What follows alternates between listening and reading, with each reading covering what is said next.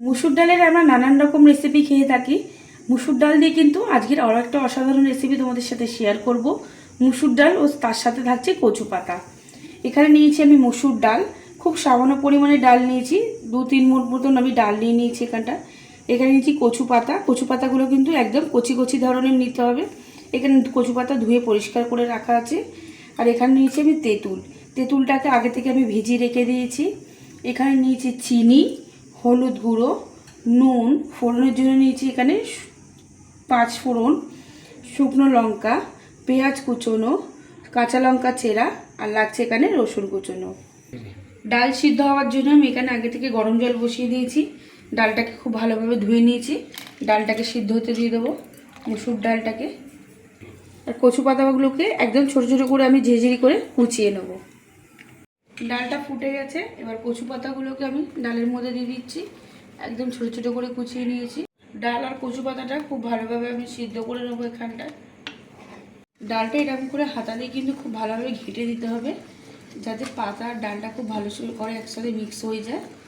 ডালটা আমার মোটামুটি এখানে কিন্তু সিদ্ধও হয়ে গেছে। ডালটাকে এবার ফোড়ন দেব। এখানে 5 ফোড়ন দিয়ে দিচ্ছি, 2 শুকনো লঙ্কা,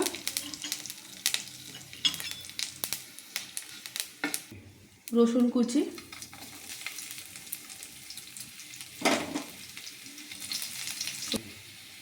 পেঁয়াজ কুচি,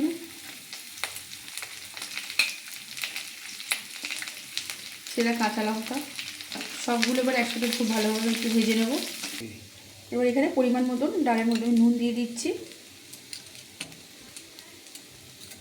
চিনি, খুব সামান্য পরিমাণে চিনিটা দিয়েছি স্বাদ অনুযায়ী।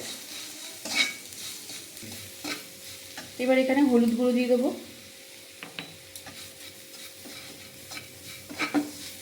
এবার এর মধ্যে আমি ডালটাকে, সিদ্ধ করা ডালটাকে আমি ঢেলে দেবো। ডালটা একটু ফুটি করে কিন্তু একটু ঘন ঘন করতে হবে। আর এটা কিন্তু একবার হলেও তোমরা বাড়িতে তৈরি করো, খুবই ভালো লাগবে খেতে। ডালটাকে এবার একটু ফুটতে দেবো ভালো করে। তেঁতুলটাকে ভালো করে আমি চটকে তেঁতুলের কাঠটাকে বার করে নেব। ডালটা এখানে খুব একটু ঘন হয়ে গেছে। আমি এবার তেঁতুলগুলা জলটাকে আমি দিয়ে দিচ্ছি। তেঁতুলগুলা জলটা দিলে ডালটা যদি চুলকোয়, কোনো চুলকানোর ভয় থাকবে না। দিয়ে ভালো করে তেঁতুলটার সাথে এটা মিক্স করে দেবো। আর এটা দুপুরবেলা কিন্তু গরম গরম ভাতের সাথে অসাধারণ লাগবে খেতে। আর একটু ফুটিয়ে এটা ঘন করে নেব। মুসুর ডালে দারুণ একটা রেসিপি তোমাদের সাথে শেয়ার করলাম। তোমরা এই রেসিপিটা এরকমভাবে বাড়িতে তৈরি করবে, আশা করি কিন্তু তোমাদের খুবই ভালো লাগবে। আর যদি ভালো লেগে থাকে তাহলে প্লিজ একটা লাইক, কমেন্ট, শেয়ার। আর যেসব বন্ধুরা এখনও পর্যন্ত আমার চ্যানেলটাকে সাবস্ক্রাইব করোনি, প্লিজ তাদের কাছে অনুরোধ রইল আমার চ্যানেলটাকে সাবস্ক্রাইব করে আমার পাশে থাকার জন্য।